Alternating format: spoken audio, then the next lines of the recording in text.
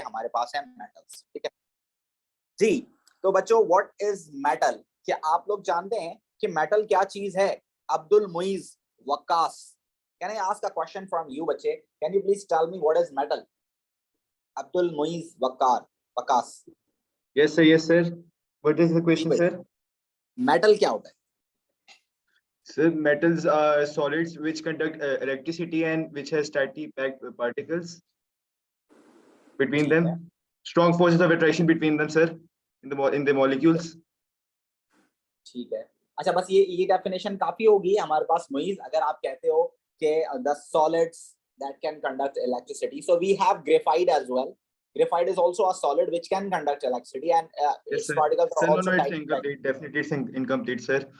Sir, metals are found in group 1, 2, 3, and also in transition metals in the periodic table.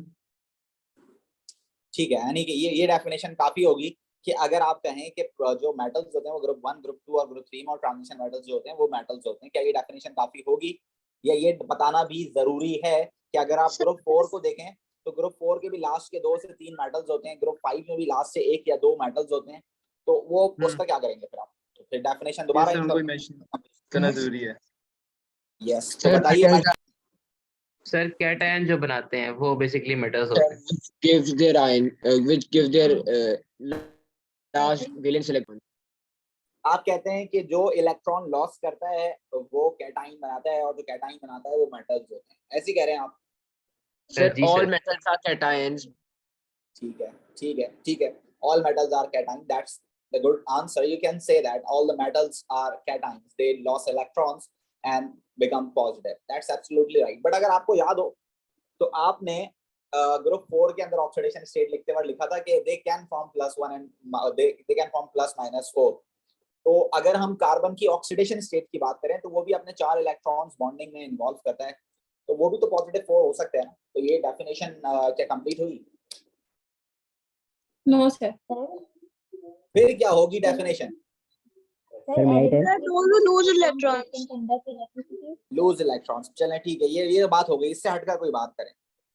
Sir metal है free mobile, metals है free mobile electrons, I think free electrons, mobile electrons, delocalized electrons, that's fine, but you need to know this कि delocalized electrons तो भाई graphite में भी होते हैं। Actually आप लोग जो बता रहे हैं वो आप क्या बता रहे हैं? आप लोग बता रहे हैं क्या फिजिकल प्रॉपर्टीज। आपसे मैं पूछ रहा हूँ मेटल क्या होता है, बस मैंने आपसे सवाल पूछा what is metal. Something metal क्या होता है? मेटल एक एलिमेंट होता है, दैट्स फाइन, अगर आप इतनी बात करते हैं। जो मेरा सवाल है वो आपसे ये है कि व्हाट इज मेटल, तो आप बोल सकते हैं metal is an element, right? क्या बोल सकते हैं आप भाई? Metal is an element. आपके पास एलिमेंट होता है metal, it is a pure substance होता है। उसके बाद जो आप बातें कर रहे हैं ना, फिर वो हम इस्तेमाल करेंगे उसके अंदर कि भाई उनकी प्रॉपर्टीज क्या है, आप कैसे पहचानोगे कि वो मेटल्स हैं? भाई वो शाइनी होते हैं, वो सॉलिड होते हैं सिवाय मरकरी के, तो एक्सेप्शन भी आपको बताना पड़ेगी ना उसके अंदर के सिवाय मरकरी के सारे सॉलिड होते हैं। अब वहां बताएंगे कि वो इलेक्ट्रिसिटी कंडक्टर होते हैं, ये आप उसकी फिजिकल प्रॉपर्टी में बता सकते हैं। वो शाइनी होते हैं, उनकी अपीयरेंस बड़ी खूबसूरत होती है, ये आप बता सकते हैं। आप बता सकते हैं कि वो हीट भी जो है कंडक्ट करते हैं। आप बता सकते हैं कि वो भाई आपके पास मैलेबल होते हैं, वो डक्टाइल होते हैं, वो फिजिकल प्रॉपर्टी, ठीक है ना। उससे पहले बात जो आपको पता होना चाहिए कि they are elements, they are pure substances, they have similar atoms in size, in mass, in everything. They have the similar atoms in them, right? एक जैसे atoms होते हैं उनके पास, वो element होते हैं, वो pure substance होते हैं। अगर आप periodic table की बात करें so we have 118 elements in the periodic table, और उसमें से 75% जो part है periodic table का, it depends on metals। 75% metals हैं हमारे पास, 75%, ठीक है। तो अब जरा मुझे एक बात बताएं कि आपने कभी मेटल देखा है? जी सर। किसने देखा है मेटल? कौन सा मेटल देखा है जरा बताइए। गोल्ड। कौन सा देखा है? गोल्ड देखा है। बेटा ये बात बताई नहीं जाती है, इसको खामोशी से रखते हैं। इसके अलावा जो देखा है वो बताएं, ये थोड़ी देर बताते हैं। आयरन देखा है, सही है। और उसके अलावा? Silver sir. कॉपर। सिल्वर देखा है, वेरी गुड। और? कॉपर। कॉपर देखा है। और? मर्क्यूरी। मरकरी देखा है, बिल्कुल थर्मामीटर में आपने और मरकरी हम रोज देखा होगा, वेरी एल्युमिनियम गुड। यूज करते हैं स्पून्स। अल्मोनियम आपने देखा होगा, ये बहुत बड़ा कॉमन है। और सोडियम। और सोडियम किसने देखा भाई, किसने देखा सोडियम? कैल्शियम। कैल्शियम भी देखा है, किसने देखा है कैल्शियम और सोडियम? यूट्यूब पे देखा है। यूट्यूब पे देखा है, पोटेशियम। ये अच्छा है, ये अच्छा है। पोटेशियम, सर सोडियम, लिथियम देखा है, बैटरी। ये सब आपने देखा होगा यूट्यूब पे। लिथियम बैटरी में देखा होगा, that's good, that is something good. तो भाई हमने ये सारे मेटल्स देखे हैं और इन सब की जो फिजिकल प्रॉपर्टीज हैं हमारे सामने हैं। क्या फिजिकल प्रॉपर्टीज हैं बच्चों इनकी? अच्छा, फिजिकल प्रॉपर्टीज की अगर हम बात करें तो बच्चों you need to keep remember कि आपको इनके दरमियान डिफरेंस रखना होगा कि आपके पास दो तरह के मेटल्स हैं हमारे सिलेबस में जिनके दरमियान आपको डिफरेंस रखना होगा। एक आपके पास है अल्कली मेटल्स और एक आपके पास है ट्रांजिशन मेटल्स। इनके दरमियान थोड़ा सा कॉन्ट्रडिक्शन है इनकी फिजिकल प्रॉपर्टीज के दरमियान, तो उसका डिफरेंस आपने रखना होगा, दोनों के दरमियान डिफरेंस रखना होगा। अल्कली मेटल्स कैसे होते हैं बच्चों? They are soft. yes, they are soft metals, they can be cut by knife. And what about transition metals? They are hard metals. Hard metal. Hard metals. Hard metal. If you talk about melting and boiling point, तो alkali metals का melting boiling point कैसा होता है बच्चों? लो Low melting melting point. point. Low melting So point. melting point, boiling point, they are comparatively low as compared to other metals, ठीक है। और इसका कैसा होता है? high melting and boiling point। और आपको ये याद नहीं करना, आपको सिर्फ ये याद रखना है कि भाई कितना डिफरेंस होता है। तो अगर मैं आपको बताऊं तो सोडियम का मेल्टिंग पॉइंट है बच्चों 98 डिग्री सेल्सियस। आप जरा देखें, ये नॉर्मली अच्छा खासा मेल्टिंग पॉइंट है, मतलब 98 रूम टेम्परेचर पे ये सॉलिड होने वाली चीज है। लेकिन कंपैरेटिवली अगर आप आयरन से इसको कंपेयर करते हैं तो आयरन का जो मेल्टिंग पॉइंट है बच्चों वो है 1538 डिग्री सेल्सियस। तो आप देखें कितना डिफरेंस, कितना ज्यादा डिफरेंस है। तो इस तरह का डिफरेंस आपके माइंड में होना चाहिए, आपके माइंड में एक इमेज होनी चाहिए इन दोनों के डिफरेंस की। एग्जैक्टली आपने याद नहीं करना, एक इमेज होनी चाहिए, एमसीक्यू सॉल्व करने के काम आएगी, ठीक है। सेम एज इट इज अगर आप डेंसिटीज की बात करें तो ग्रुप 1 के जो मेटल्स होते हैं they have low density, even they can float on the surface of water, and they have high density, and if you dip them into the water so they will settle down in the bottom, right? और इसका भी difference आपके जहन में होना चाहिए कि भाई सोडियम की डेंसिटी कितनी होती है? इट इज ऑलमोस्ट 0.91 ग्राम पर सेंटीमीटर क्यूब, यानी कि पानी से भी कम। पानी की होती है 1। और अगर आप आयरन की बात करें तो बच्चों आयरन की जो डेंसिटी होती है वो आपके पास होती है समवेयर 6.98 ग्राम पर सेंटीमीटर क्यूब। सो आप देख सकते हैं कि कितना ज्यादा डिस्टेंस और कितना ज्यादा डिफरेंस है यहाँ पर इनकी फिजिकल प्रॉपर्टीज में। तो ये दोनों आपने याद रखनी है, सही है, इनका डिफरेंस याद रखना है आपने। गॉट इट बच्चों? Yes sir. ये these are typical physical properties. ये पेपर में सवाल आता है, आपको याद रखना है। वो आपसे पूछ सकता है what is the difference in physical properties between silver and potassium. तो आपको पता होना चाहिए silver is what transition metal and potassium is alkali metal, so there are the difference of these three properties in them। तो इन दोनों में से, इन तीनों में से कोई सा भी डिफरेंस आप लिख सकते हैं, ठीक है। और जो सिमिलैरिटीज हैं, सिमिलैरिटीज में आप लिख सकते हैं कि इन सब में ही जो सिमिलैरिटीज होंगी बच्चों वो क्या होंगी? इनकी सिमिलैरिटीज होंगी आपके पास they both are good conductor of electricity and heat. ये सबसे अच्छी आपके पास फिजिकल प्रॉपर्टी होनी चाहिए, आप इसको यूज करेंगे सबसे ज्यादा। फिर आप बात करेंगे दे बोथ आर शाइनी। फिर आप बात करेंगे कि they both are malleable, they can be reshaped when you hit them by a hammer or any other force, and they both are ductile, you can use this word as well। So these are the physical properties जो कि common होती हैं, ठीक है। तो वो अगर आपसे पूछे what is the similarity between silver and potassium, वो आपसे पूछे what is the similarity between gold and for suppose rubidium, so you need to know this यार both are shiny, both are the metals, both are the good conductor of electricity and heat। तो ये आपको पता होना चाहिए, it's very important. Paper में आपको मिलेगा इसका 1 या 2 मार्क मिलेंगे, फ्री के मार्क्स हैं। बहुत सिंपल, आप 7th क्लास में पढ़ते हुए आ रहे होगे, 7th क्लास से आपको स्कूल के टीचर्स पढ़ा रहे होते हैं difference between metal and non metal. तो अगर आप ये पेपर में गलत करते हो तो ये आप समझ लीजिए आपका नुकसान है, सीधा सीधा नुकसान है, ठीक है बच्चों? Yes, sir. Yes, Any sir. problem to any one of you? All clear? Yes, all Yes, clear. sir. Yes, sir. Yes. Then All we clear. have the structure of metals as well. Just look at the structure of metal कि भाई structure कैसा होता है metals का। अगर आप structure की बात करें, structure of metals, so they are having what, you can see this, they are having similar size and colour of atoms. उनके जो एटम्स होते हैं उनका साइज, उनका कलर, उनका मास सब कैसा होगा बच्चों, एक जैसा होगा, एक चीज एक जैसे होंगे, बिकॉज ये सारे एक ही एलिमेंट के एटम्स हैं, दे ऑल आर सेम। और इनकी एक प्रॉपर्टी होती है, मेटल्स की क्या प्रॉपर्टी होती है कि भाई वो अपने इलेक्ट्रॉन्स जो है ना लूज कर देते हैं, वो डीलोकलाइज कर देते हैं, अपने इलेक्ट्रॉन छोड़ देते हैं अपने electron. So even with in a structure वो अपने इलेक्ट्रॉन छोड़ देते हैं। तो भाई जब ये एटम अपना स्ट्रक्चर छोड़ेगा तो इट बिकम व्हाट, ये पॉजिटिव हो जाएगा, ये पॉजिटिव आयन बन जाएगा, और इसका इलेक्ट्रॉन कहीं यहाँ घूम रहा होगा, है किसका, पहले वाले का, और घूम का है लास्ट वाले की तरफ, सेम एज इट इज। इसका भी डीलोकलाइज होगा, कहीं और घूम रहा होगा, इसका भी डीलोकलाइज होगा, कहीं और घूम रहा होगा। इसी तरह इन सबके इलेक्ट्रॉन डीलोकलाइज होंगे, they are moving somewhere else, right, ये कहीं और पहुंच जाएंगे, और सारे के सारे पॉजिटिव आयन होंगे, और इन सबके इलेक्ट्रॉन्स कैसे होंगे बच्चों, डीलोकलाइज होंगे, they are not fixed in position, they can move throughout the structure, right बच्चों। जी sir, right.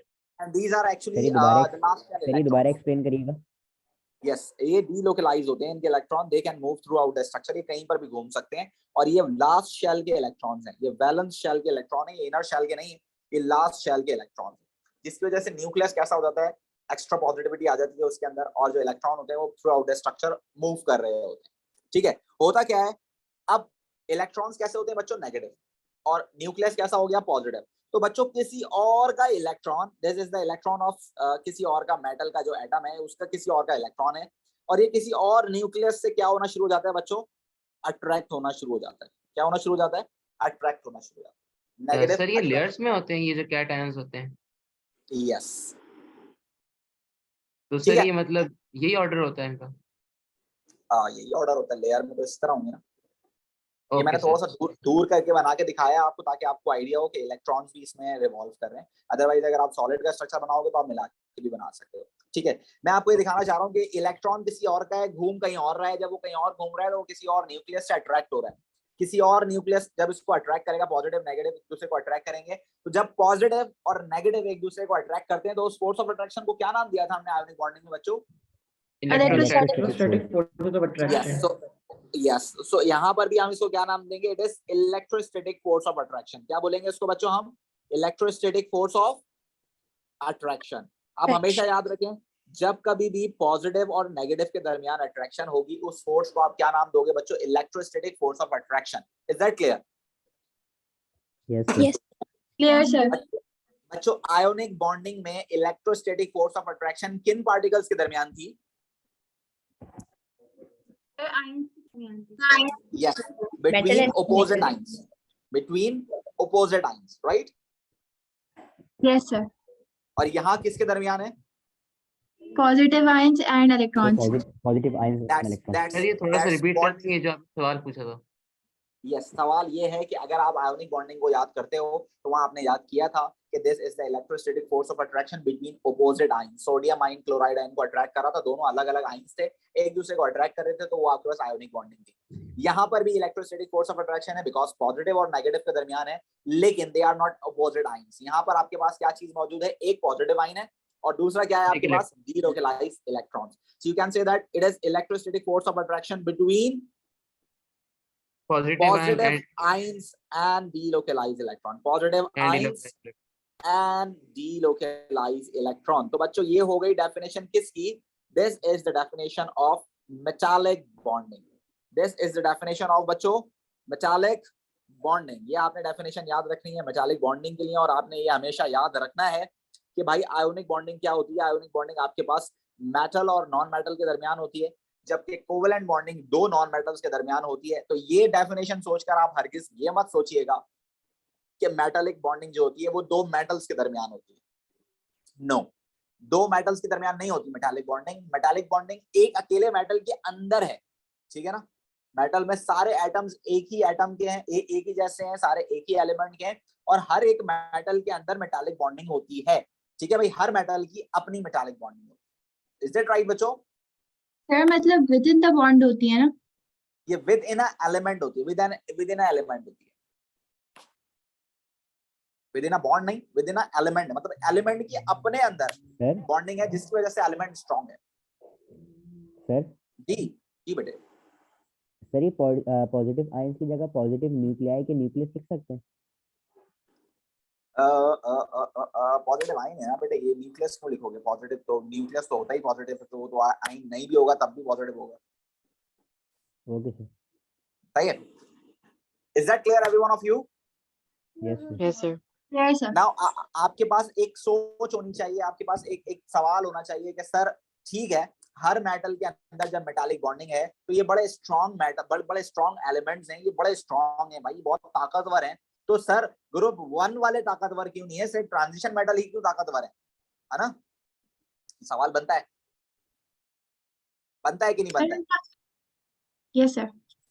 So you can say that बच्चों, you can say that when number of delocalized electrons increases, when number of delocalized electrons increases, you can say that the strength of metallic bond increases. Strength of metallic bond increases. Metallic bond जो है आपके पास, उसकी जो strength है वो आपके पास increase होगी, and that is why उस metal का melting point, boiling point, density, फिर वो सारी चीजें increase होंगी। ठीक है ना? जब आपके पास ज्यादा इलेक्ट्रॉन्स होंगे आखिरी शेल में, तो ज्यादा इलेक्ट्रॉन डीलोकलाइज करेगा वो एलिमेंट। जब वो ज्यादा इलेक्ट्रॉन डीलोकलाइज करेगा तो उसका न्यूक्लियस ज्यादा पॉजिटिव होगा। जब ज्यादा पॉजिटिव होगा तो ज्यादा पॉजिटिव और ज्यादा नेगेटिव के दरमियान ज्यादा अट्रैक्शन होगी, स्ट्रॉन्ग और बॉन्ड होगा। जब बॉन्ड और स्ट्रॉन्ग होगा तो आपके पास melting point, boiling point, density उस एलिमेंट की बढ़ जाएगी। इज दैट राइट बच्चों? Yes sir. सर हम और ये ये- बोल सकते हैं कि जी, sir. आयंस का चार्ज बढ़ गया है। यही बात है, यही बात है। अगर आप देखें ग्रुप 1 के अंदर, अगर आप ग्रुप 1 के अंदर बात करें, आप ग्रुप 2 के अंदर बात करें, और अगर आप ट्रांजिशन मेटल्स की बात करें, अगर आप ग्रुप 1 की बात करें, ग्रुप 2 की बात करें और ट्रांजिशन मेटल्स की बात करें, तो इफ यू सपोज सोडियम, तो सोडियम के पास सिर्फ एक इलेक्ट्रॉन है जो कि वो डीलोकलाइज कर रहा है, और इसका मेल्टिंग पॉइंट कितना है बच्चों? 98 डिग्री सेल्सियस। ऐसी है। Yes, sir. अगर आप ग्रुप 2 के मैग्नीशियम की बात करें तो इट हैज 2 डीलोकलाइज्ड इलेक्ट्रॉन्स, तो इसका मेल्टिंग पॉइंट थोड़ा सा बढ़कर कितना हो गया बच्चों? 660 डिग्री सेल्सियस। और अगर आप ट्रांजिशन मेटल में आयरन की बात करें तो इसके पास डीलोकलाइज्ड इलेक्ट्रॉन ज्यादा हैं, तो इसके पास 2 भी हो सकते हैं, 3 भी हो सकते हैं, ये 2 से ज्यादा बना सकते हैं ऑक्सीडेशन स्टेट्स। तो इसका मेल्टिंग पॉइंट कितना है बच्चों? 1538 degree Celsius. You can see the difference कि जब आपके पास नंबर ऑफ डीलोकलाइज्ड इलेक्ट्रॉन्स बढ़ रहे हैं, स्ट्रेंथ मेटालिक बॉन्डिंग की बढ़ रही है, जिसकी वजह से वो स्ट्रक्चर और स्ट्रांग हो रहा है, उसका मेल्टिंग पॉइंट, बॉइलिंग पॉइंट और बढ़ रहा है। Is that clear everyone of you? Yes Yes. Sir. Any Yes, problem? sir. Any one of you? Any problem? No, sir. All clear? Clear, sir. चले, गुड है। चले आगे चलते हैं। हमारे सिलेबस में इस स्ट्रक्चर को लेकर 2 फिजिकल प्रॉपर्टीज हैं जो कि डिस्कस की गई हैं, आपको पता होना चाहिए। इस स्ट्रक्चर को लेकर हमारे सिलेबस में 2 फिजिकल प्रॉपर्टीज हैं जो कि हमें बात करनी है। You can see this that a lot of electrons are delocalised over here. आप देख सकते हैं एक एटम अगर सोडियम का है तो एक इलेक्ट्रॉन लूज कर रहा है। तो अगर आपके पास सिर्फ 23 ग्राम सोडियम होगा ना, 23 ग्राम सोडियम का मतलब है 1 मोल। 1 मोल का मतलब है उसके अंदर सोडियम के कितने मेटल एटम्स होंगे, डायलिक एटम्स होंगे उसके अंदर? 6.02 10 raised to the power 23, यानी कि 6 के आगे 23 जीरो लगा लो, इतने एटम्स होंगे। मतलब कि आप उसको काउंट भी नहीं कर सकते कितना होगा वो यूनिट। 10, 100, 1000, 10,000, 100,000, फिर मिलियन, 10 मिलियन, 100 मिलियन, फिर बिलियन और फिर ट्रिलियन, और उसके बाद फिर हमारे पास खत्म हो गया। क्या मैं उसके ट्रिलियन के बाद क्या काउंट करूं? स्टिल अभी 9 डिजिट्स बाकी हैं। इतने एटम्स होंगे सिर्फ 23 ग्राम में। अब आप सोचें कि अगर एक सोडियम मेटल एक इलेक्ट्रॉन लॉस करता है तो जो आपके पास 24 डिजिट्स हैं, 23 डिजिट्स हैं, वो कितने जो है इलेक्ट्रॉन लूज करेंगे? कितना ज्यादा हो जाएगा ना ये। तो फिर उस हिसाब से अगर आप देखें तो यहाँ पर हमें बात करना जरूरी है कि हम यहाँ बोलेंगे डीलोकलाइज इलेक्ट्रॉन का सी है, बहुत सारे इलेक्ट्रॉन है। इसी तरह मैग्नीशियम है तो मैग्नीशियम का हर एक एटम 2 इलेक्ट्रॉन लूज करेगा, तो आप डबल हो जाएंगे इलेक्ट्रॉन। एल्युमिनियम है, हर एक एटम 3 इलेक्ट्रॉन लूज करेगा, ट्रिपल हो जाएंगे इलेक्ट्रॉन्स। तो आप सोचें कि 6.02 10 raised to the power 23 को भी आप 3 से मल्टीप्लाई कराओगे इतने इलेक्ट्रॉन होंगे डीलोकलाइज।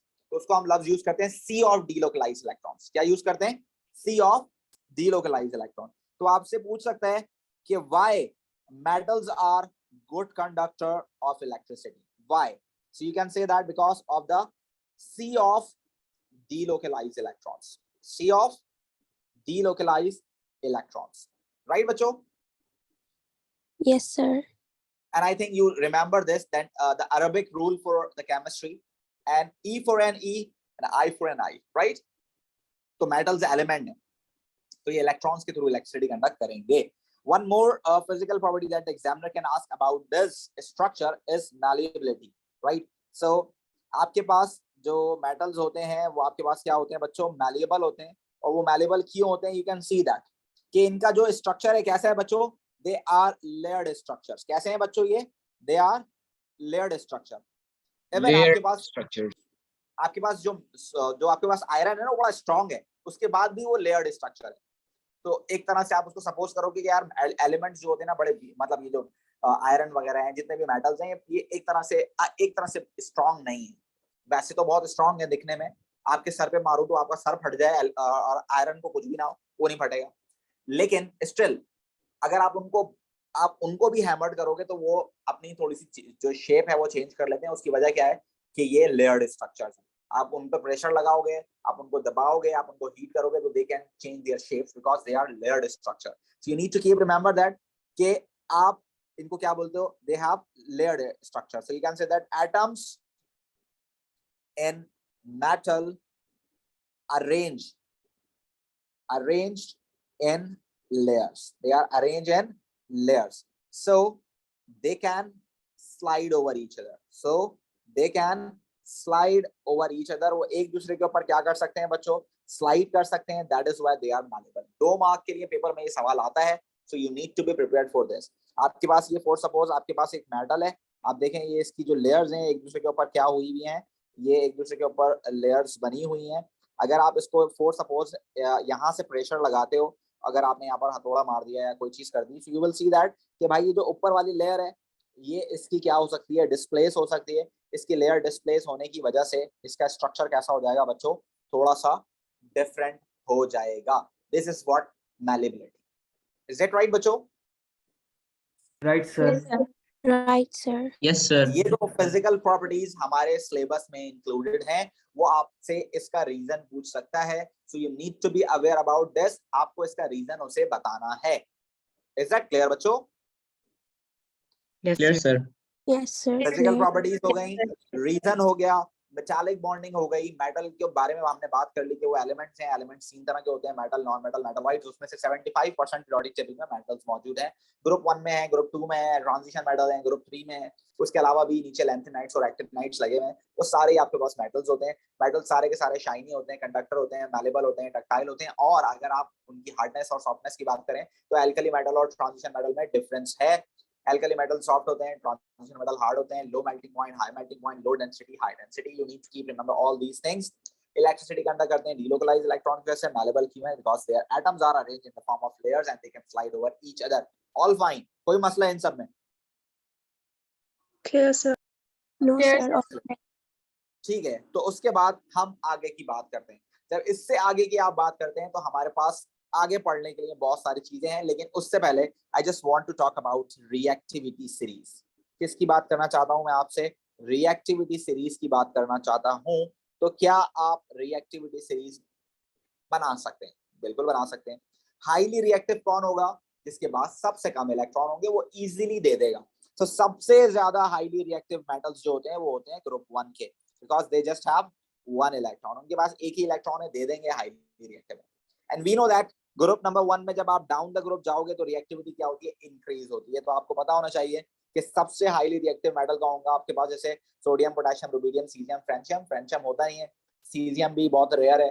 आप बात कर सकते हैं कि भाई पोटेशियम ज्यादा रिएक्टिव है सोडियम से, रुबिडियम और ज्यादा रिएक्टिव है पोटेशियम. तो आप लिख सकते हैं उनको उल्टा करके, सीजियम, रुबिडियम, पोटेशियम, सोडियम. आप इस तरह करके लिख सकते हैं. बट इतना सब कुछ ओ लेवल्स में आता नहीं है. जस्ट स्टार्टिंग 3 to 4 पीरियड्स जो है वो ज्यादा इंपॉर्टेंट होते हैं. तो इसलिए हम सिर्फ पोटेशियम से स्टार्ट कर रहे हैं. तो पोटेशियम और सोडियम को उल्टा करके लगाना जरूरी है, because we know that down the group reactivity increase होती है मेटल्स की. तो ये ज्यादा रिएक्टिव होंगे. फिर इनके बाद अगर आप बात करें तो कौन से वाले ज्यादा रिएक्टिव होंगे? जिनके पास हैं 2 इलेक्ट्रॉन्स, लाइक ग्रुप नंबर 2. और ग्रुप नंबर 2 में भी जब आप डाउन द ग्रुप जाओगे तो उनकी रिएक्टिविटी इंक्रीज होती है. तो मैग्नीशियम से ज्यादा रिएक्टिव कैल्शियम, कैल्शियम से ज्यादा रिएक्टिव स्ट्रोंशियम, स्ट्रोंशियम से ज्यादा रिएक्टिव आपके पास जो होगा बेरियम और फिर रेडियम होगा. तो you need to know this. लेकिन हम सारे नहीं लिखेंगे, हम सिर्फ 2 लिखेंगे, calcium and magnesium. So here we have calcium which is more reactive क्योंकि वो नीचे है, और फिर मैग्नीशियम. ठीक है, फिर आपके पास आ जाते हैं ग्रुप नंबर 3. ग्रुप नंबर 3 जो है आपके पास, इट इज आल्सो जी सर मुझे इसकी समझ नहीं आ रही थी कि ये कितने हैं। ग्रुप 1 की जो है, अगर हम डाउन तक वो जाएं ग्रुप, तो फिर रिएक्टिविटी इंक्रीज करेगी या डिक्रीज? इंक्रीज करेगी। Okay sir.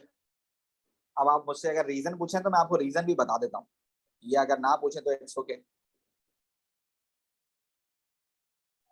सर रीजन भी बता दें। चलो रीजन भी बता देता हूँ, वैसे आपके काम का है नहीं रीजन, हमारे सिलेबस में इसका रीजन है नहीं, लेकिन मैं आपको बता देता हूँ। जब आप डाउन द ग्रुप जाते हो तो डाउन द ग्रुप जाते वक्त हर एक दफा में आपका शेल इंक्रीज हो रहा है, ऐसी है। Yes sir. जी अब जब सर। आपका शेल इंक्रीज हो रहा है तो आपका साइज बड़ा हो रहा है, और जो आपके पास आखिरी शेल का इलेक्ट्रॉन है वो न्यूक्लियस से दूर जा रहा है। न्यूक्लियस पॉजिटिव होता है, वो प्रोटॉन्स पॉजिटिव होते हैं, वो इलेक्ट्रॉन को पकड़ के रखते हैं। अगर वो करीब होंगे तो इलेक्ट्रॉन को पकड़ के रखेंगे, लेकिन जैसे जैसे वो दूर जा रहा है, जैसे जैसे आपके पास इलेक्ट्रॉन दूर जा रहा है, प्रोटॉन की जो अट्रैक्शन है इलेक्ट्रॉन के लिए वो कम होती जा रही है। जब वो कम होती जा रही है तो उसको लॉस होना आराम से इजी हो जाता है। जितना लॉस इजी हो जाएगा उतना ज्यादा रिएक्टिव मेटल हो जाएगा। ठीक है, जी सर। Okay sir. अब ये बाकी के आपके पास मेटल है, आपके पास कुछ ट्रांजिशन मेटल्स हैं जो कि आपको याद करने होंगे, और ये ट्रांजिशन मेटल है जो कि आपके पास रिएक्टिविटी सीरीज का पार्ट है। Now this is what reactivity series, और इस reactivity series में the top one is the most reactive one. The top one is the most reactive, so you can say that they are most, yeah, highly reactive. They are most reactive and they are the least reactive. एक तो ये बात हो गई कि हमने इनको group के अकॉर्डिंगली डिफाइन कर दिया है कि भाई ये हाईली रिएक्टिव है, ये जो है लीस्ट रिएक्टिव है। उसके अलावा इनकी जो खासियत होती है वो ये होती है कि जो शुरू वाले 3 हैं ये बहुत ज्यादा रिएक्टिव है। उसकी वजह क्या है? They can even react with cold and hot water. चलो हॉट वाटर से तो रिएक्शन बनता है कि यार पानी गर्म है तो रिएक्शन हो ही जाएगा, हम हर रिएक्शन को कराने के लिए टेम्परेचर दे देते हैं, टेम्परेचर से रिएक्शन हो जाता है। लेकिन ये इतने रिएक्टिव हैं कि ठंडे पानी से भी रिएक्शन करते हैं, कोल्ड वाटर से भी रिएक्शन कर देते हैं। That is why they are the on the top of the list कि भाई ये सबसे ज्यादा रिएक्टिव है, ये हाईली रिएक्टिव है। और साथ साथ ये डाइल्यूट एसिड्स के साथ भी रिएक्शन करेंगे। जब पानी से रिएक्शन कर सकता है तो भाई एसिड से भी रिएक्शन करेगा ही, डेफिनेटली सी बात है। और ये जो लास्ट वाले 3 है ये बेचारे बहुत शरीफ हैं, ये तो रिएक्शन करते ही नहीं है, ये रिएक्शन करते ही नहीं है, ठंडे पानी से करते हैं ना गर्म पानी से करते हैं, ना ये एसिड से करते हैं, ये रिएक्शन ही नहीं करते। तो ये बहुत ज्यादा बेचारे लेस रिएक्टिव है। और ये जो बीच वाले आपके पास 5 रिएक्शंस, ये जो आपके पास लेड भी ऐड कर देता हूँ मैं इसके अंदर, ये जो 5 हैं इनको हम सपोज करते हैं कि they are moderate reactive. Moderate reactive का मतलब है कि भाई रिएक्शन कर सकते हैं बट ठंडे पानी से नहीं करेंगे। अगर आप इनका रिएक्शन कराना चाहो तो इनको आपको देना पड़ेगा क्या, एटलीस्ट गर्म पानी देना पड़ेगा। हॉट वाटर से रिएक्शन करेंगे, और इसमें से जो लेड है वो तो बिल्कुल ही नीचे है, तो वो उससे गर्म पानी से भी नहीं करता, वो सिर्फ एसिड से करता है। गर्म पानी से और एसिड से ये रिएक्शन कर सकते हैं। सही है भाई। तो इनकी रिएक्टिविटी का डिफरेंस आप इस तरह देख सकते हैं कि लेड तो बिल्कुल ही करीब है कॉपर के, तो वो बिल्कुल गर्म पानी से भी रिएक्शन नहीं करता, आपको उसको एसिड से ही रिएक्शन कराना पड़ता है तो वो रिएक्शन करता है, वरना वो रिएक्शन नहीं करता है। ठीक है, तो ये इनकी रिएक्टिविटी है जो आपको पता होनी चाहिए। और जो बीच वाले 5 एलिमेंट्स हैं ये अक्सर बेशतर इंसान भूल जाता है, तो इसको याद रखने के लिए मैंने एक लफ्ज यहाँ पर लिख दिया है जो कि आप देख सकते हैं कि आप इसको याद कर सकते हैं। This is metal, magnesium, aluminium, zinc, iron, lead. आप इस लफ्ज को याद रखेंगे तो आपको ये याद हो जाएगा। ठीक है भाई, सर ये जो याद बीच सर क्लियर। के मेटल हैं ये सिर्फ स्टीम से ही रिएक्ट करेंगे, बाकी यस ये स्टीम से रिएक्ट करेंगे, और इसमें जो लास्ट वाला लेड है वो स्टीम से भी रिएक्ट नहीं करता, वो एसिड से रिएक्ट करता है। Okay sir. सही है। अब इसको याद करने के लिए रिएक्टिविटी सीरीज याद करने का तरीका अगर आपको पता हो तो आप कैसे याद करोगे? आप इसको क्या बोलोगे? आप इसको बोलोगे कल नसीमा, क्या बोलोगे भाई इसको? कल नसीमा को मेटल कॉपर सिल्वर गोल्ड देगा। बड़ा अमीर आदमी है मेटल भाई, वो अपनी जो है अम्मी को दे रहा है। जैसे कि ना ये नसीमा इसकी अम्मी है, आप कुछ उल्टा सीधा मत समझेगा। मेटल कल अपनी अम्मी को यानी नसीमा को क्या देने जा रहा है भाई? कॉपर सिल्वर और गोल्ड देगा। कॉपर सिल्वर और गोल्ड ये तीनों ही नोबेल मेटल्स हैं, ये बड़े काम के मेटल्स हैं और ये बड़े महंगे मेटल्स होते हैं। और गोल्ड सबसे ज्यादा महंगा है, फिर सिल्वर है, और फिर थोड़ा सा सस्ता आपके पास जो है कॉपर है। ठीक है ना, कल नसीमा को मेटल कॉपर सिल्वर गोल्ड देगा। इस तरह से आप अगर ये सेंटेंस याद करते हो तो ये रिएक्टिविटी आपको याद हो जाएगी। या अगर आपके पास कोई और भी अगर ऐसा कुछ है तो आप उसको याद कर सकते हो, कोई मसला नहीं है। ठीक है भाई, तो ये रिएक्टिविटी सीरीज है जो कि आपको याद करनी है। इसमें और भी बहुत सारी चीजें हैं जो कि आपको पता होनी चाहिए, और वो क्या है बच्चों, इसमें यहाँ पर I am just adding one more thing which is carbon. मैं यहाँ कार्बन ऐड कर रहा हूँ और यहाँ पर मैं ऐड कर रहा हूँ hydrogen. Definitely these two are not metals, तो ये मेटल्स नहीं है, लेकिन क्योंकि ये पॉजिटिव आयंस बना सकते हैं तो मैं इसमें ऐड कर रहा हूँ। ठीक है, अब इसको देखते हुए हम और भी चीजें आइडेंटिफाई कर सकते हैं, और वो क्या है बच्चों, अगर इन मेटल्स को जो कि कार्बन से ऊपर है, जो मेटल्स कार्बन से ऊपर हैं, अगर आप चाहते हैं कि ये एक्सट्रैक्ट हो जाए, ये अलग हो जाए, ये मतलब इनके सॉल्ट्स में से आप इनको अलग कर लें, तो इनको आप क्या करेंगे, सिर्फ और सिर्फ इलेक्ट्रोलिसिस से अलग हो सकते हैं, और कोई मेथड नहीं है इनके, क्योंकि कार्बन से ज्यादा रिएक्टिव है। इसके अलावा कोई मेथड आपके पास बचता नहीं है कि आप इनको एक्सट्रैक्ट करें। So for the extraction you need to keep remember कि आपको करना पड़ेगी इलेक्ट्रोलिसिस। फॉर एक्सट्रैक्शन आप क्या करोगे भाई, इनको for extraction from its salt sir ये एक दफा रिपीट कर देंगे? अगर आप इनको इनके सॉल्ट में से निकालना चाहें, फॉर सपोज आपके पास एल्युमिनियम ऑक्साइड है, जमीन से जब आप एल्युमिनियम ऑक्साइड को निकालेंगे, मतलब जमीन से जब आप एल्युमिनियम निकालोगे तो वो एल्युमिनियम ऑक्साइड की फॉर्म में निकलेगा, एल्युमिनियम की फॉर्म में नहीं निकलेगा। तो एल्युमिनियम की फॉर्म में, अब उसमें से एल्युमिनियम निकालना है, एल्युमिनियम ऑक्साइड में से एल्युमिनियम निकालना है, तो आप इसकी इलेक्ट्रोलिसिस कर सकते हो बस। इसके अलावा आपके पास कोई सूरत हाल नहीं है कि आप एल्युमिनियम ऑक्साइड में से एल्युमिनियम को निकाल सको। सो you can do what, electrolysis. और इलेक्ट्रोलिसिस भी किस चीज की करोगे भाई, मॉल्टन की। इलेक्ट्रोलिसिस ऑफ इट्स मॉल्टन और मॉल्टन ऑक्साइड। आप इसकी मॉल्टन ऑक्साइड की क्या करोगे, इलेक्ट्रोलिसिस करोगे, तो ही इसमें से एल्युमिनियम निकल सकता है। या अगर मैग्नीशियम ऑक्साइड है तो मैग्नीशियम निकल सकता है, कैल्शियम ऑक्साइड है तो कैल्शियम निकल सकता है, सोडियम ऑक्साइड है तो सोडियम निकल सकता है, पोटेशियम ऑक्साइड है तो पोटेशियम निकल सकता है। अगर आप चाहते हैं कि कोई भी ऐसा एलिमेंट जो कि कार्बन से ज्यादा रिएक्टिव है, उसके सॉल्ट में से आपको मेटल को एक्सट्रैक्ट करना है, निकालना है, तो एक ही मेथड है, और वो क्या है, इलेक्ट्रोलिसिस। और इलेक्ट्रोलिसिस भी क्या, उसके मॉल्टन ऑक्साइड की, एक्वस नहीं, बिकॉज यू नो दैट कि अगर एक्वस होगा तो लेस रिएक्टिव कैथोड पे प्रोडक्ट बनाएगा, और लेस रिएक्टिव कौन होगा, हाइड्रोजन, हाइड्रोजन बन जाएगा, सॉल्ट वहीं रह जाएगा सॉल्यूशन में, तो वो नहीं बना सकता। ठीक है भाई, मॉल्टन से ही बन सकता है, right? Okay sir, Clear, right, sir. Yes, any sir. Problem? Clear sir sir. ये वाला No, point totally clear. Yes, you need to keep remember कि भाई अगर कार्बन से ज्यादा रिएक्टिव मेटल है और आप उसको एलिमेंटल फॉर्म में एक्सट्रैक्ट करना चाहते हो, निकालना चाहते हो, इस्तेमाल करना चाहते हो, so you need to keep remember कि भाई वो आपके पास सिर्फ एक तरीके से निकल सकता है, और वो है इलेक्ट्रोलिसिस। और इलेक्ट्रोलिसिस भी उसके मॉल्टन सॉल्ट की। एक्वस की करोगे तो लेस रिएक्टिव कैथोड पे प्रोडक्ट बना लेगा, मेटल नहीं आएगा, आपके पास हाइड्रोजन आता है। ठीक है, यस सर। नाउ अगर अगर आपके पास ये सारे मेटल्स हैं जो कि आपको एक्सट्रैक्ट करने हैं, अगर ये सारे मेटल्स के सॉल्ट्स आपके पास हैं और आपको इनमें से मेटल निकालना है, तो आप देख सकते हैं कि carbon is more reactive than these metals. हमें पता है हाईली रिएक्टिव के सामने अगर लेस रिएक्टिव आ जाए तो हाईली रिएक्टिव उसके पास से वो चीज छीन लेता है जो उसके पास लेस रिएक्टिव के पास होती है। तो we can do displacement reaction over here. तो भाई डिस्प्लेसमेंट रिएक्शन में क्या होगा, कार्बन जो है बाकी सारी चीजें खींच लेगा लेस रिएक्टिव से, तो वो मेटल को अकेला कर देगा। ठीक है ना, तो आप क्या कर सकते हो, you can reduce them, you can reduce by carbon.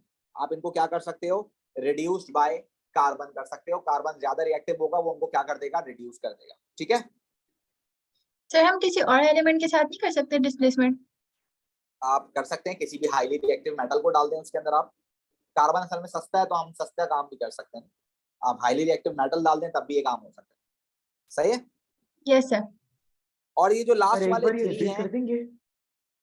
बेटा, कोई भी लेस रिएक्टिव का अगर सॉल्ट होगा उसमें से आप वो मेटल निकालना चाहते हो तो आप उसमें हाईली रिएक्टिव डाल दोगे, तो हाईली रिएक्टिव लेस रिएक्टिव को डिस्प्लेस कर देगा और लेस रिएक्टिव अकेला हो जाएगा। अभी हम डिस्प्लेसमेंट रिएक्शंस करेंगे इसके, तो आपको नजर आ जाएगा। ठीक है, ओके सर। अगर आपको देखना है तो आप देखो, ऐसे देख सकते हो। आयरन आपके पास फॉर सपोज आयरन ऑक्साइड है, ठीक है ना, अभी आयरन ऑक्साइड है, इस आयरन ऑक्साइड में से मुझे आयरन निकालना है, because iron is less reactive than carbon. तो मैं इसके अंदर कार्बन, अगर कार्बन मोनोऑक्साइड डालूं तो कार्बन मोनोऑक्साइड क्या करेगा, कार्बन मोनोऑक्साइड ऑक्सीजन छीन लेगा आयरन से, और आयरन को क्या कर देगा, अकेला कर देगा, और खुद क्या बन जाएगा, carbon dioxide. You can see this कि जो हाईली रिएक्टिव होता है वो लेस रिएक्टिव से छीन लेता है जो उसके पास होता है, और फिर वो उसको अकेला कर देता है। तो इन दिस वे आपके पास आयरन का सॉल्ट था, आपने आयरन के सॉल्ट में से आयरन को अलग कर लिया। This is what I am just talking about. ठीक है ना, आपको एक्सट्रैक्शन करनी है, आपको मेटल अलग करना है। सही है, right sir. Same as it is अगर आपके पास कॉपर ऑक्साइड है, अब कॉपर ऑक्साइड है तो कॉपर ऑक्साइड में कॉपर इवन कार्बन से लेस रिएक्टिव है, लेकिन एक और बात है कि वो हाइड्रोजन से भी लेस रिएक्टिव है. So you can even reduce by carbon and even you can reduce by hydrogen as well. It can be reduce by hydrogen as well. ये हाइड्रोजन से भी रिड्यूस हो सकता है. तो अगर आप इसके अंदर हाइड्रोजन पास करेंगे तो हाइड्रोजन इसकी ऑक्सीजन छीन लेगा और इसको अकेला कर देगा, और इस तरह से ये मेटल हमारे पास क्या हो सकता है, एक्सट्रैक्ट हो सकता है. इज इट राइट बच्चों? Yes sir. Yes, sir. Any Yes, sir. Problem? Sir ये रिड्यूस्ड का क्या मतलब? रिड्यूस का मतलब ये होता है कि आपके पास जो है अभी हमने रिडॉक्स रिएक्शन में पढ़ा था ना, रिड्यूस का मतलब क्या होता है आप देखें. दिस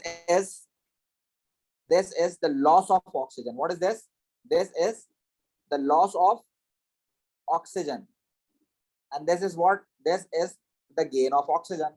तो गेन ऑफ ऑक्सीजन क्या होता है भाई? Gain of oxygen is called oxidation, while the loss of oxygen is reduction. तो हम इसको बता रहे हैं कि आपके पास अगर हाईली रिएक्टिव कोई आप डालेंगे इसके अंदर तो वो जो लेस रिएक्टिव होगा वो अपनी ऑक्सीजन छोड़ देगा, वो रिड्यूस हो जाएगा. ठीक है? जी सर. ओके. कोई मसला किसी को? Everything is clear over here? Yes, sir. Yes, All sir. clear. Clear sir. मैंने सिर्फ यहाँ पर ये इसलिए किया है ताकि आपको ये आइडिया हो जाए कि अगर हम इसकी केमिकल प्रॉपर्टीज पढ़ते हैं तो एक्चुअल में मैं सिर्फ आपको ये बात बताना चाहता था कि ये जो है कोल्ड और हॉट वाटर से हो सकता है, ये एसिड से भी हो सकता है, ये किसी से भी नहीं होता. तो ये बात बताने के लिए मैंने ये डायग्राम बनाई थी, बट मैंने देखा कि बहुत सारी चीजें आप ऑलरेडी पढ़ चुके हो. आपने रिडक्शन पढ़ी हुई है, आपने ऑक्सीडेशन पढ़ी हुई है, रिडॉक्स पढ़ा हुआ है पूरा, आपने इलेक्ट्रोलिसिस पूरी पढ़ी हुई है, तो इसलिए मैंने बाकी सारी भी बातें इसके अंदर ऐड कर दी हैं. तो these are very important things for MCQs. आपको ये बात पता होनी चाहिए. तो ये जो पूरा मैंने अभी यहाँ पर एक साइकिल बनाई है, एक पूरा स्ट्रक्चर बनाया है, इसको आप अपने पास कॉपी पेस्ट कर सकते हैं. It's very important for the MCQs for you, right?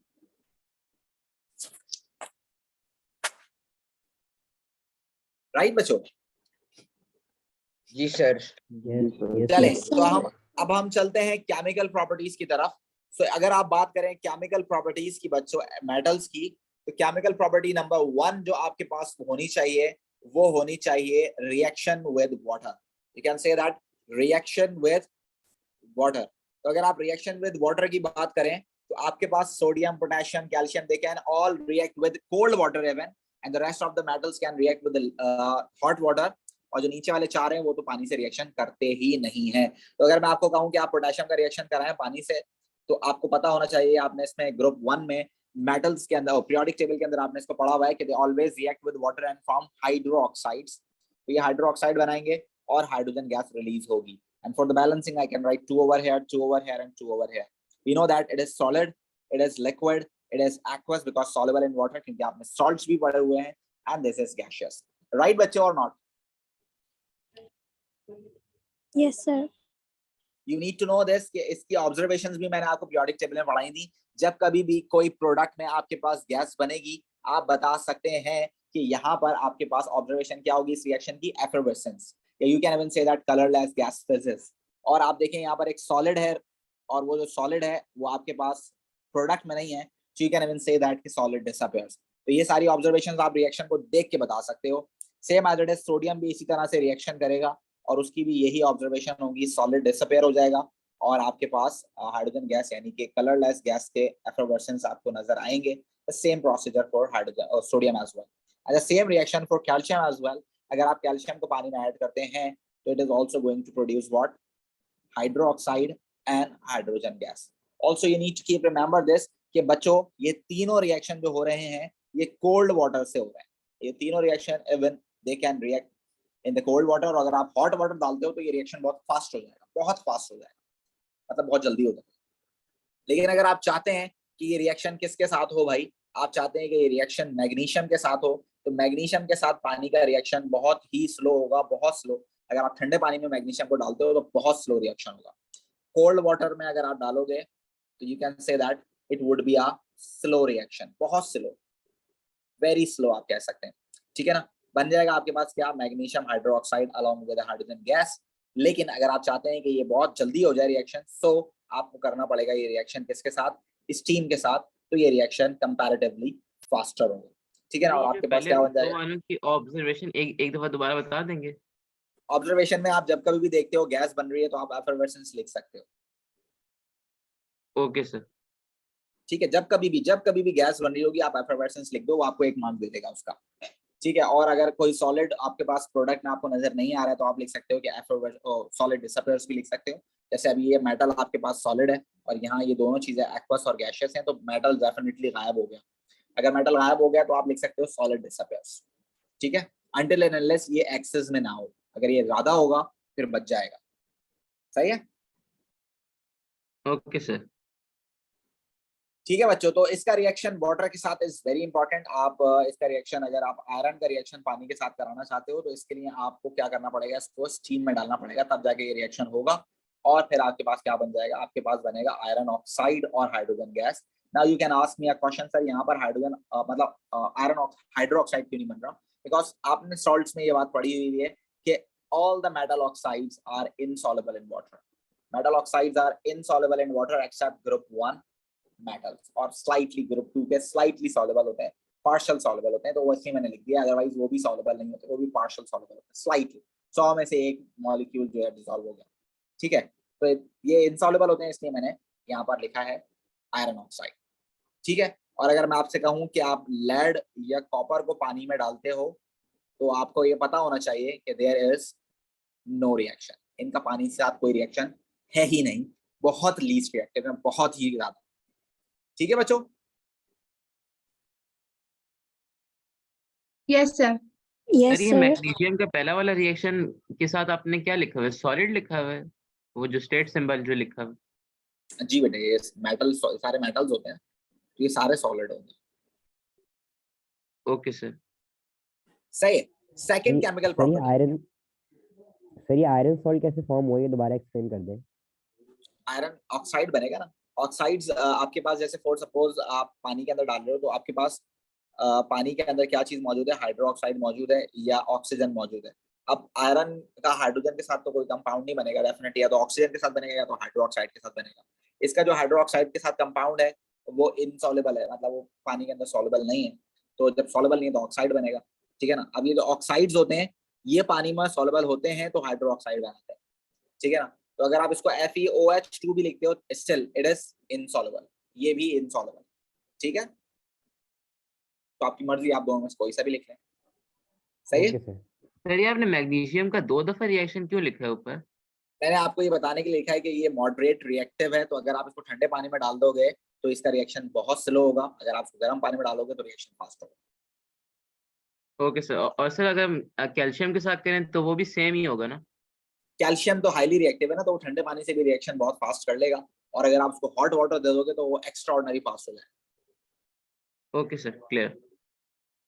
सही है। So the chemical property number 2 is with acids, तो ये भी आप ऑलरेडी पढ़ चुके हो, तो इसलिए इसको भी हम जरा थोड़ा फास्ट निकालेंगे।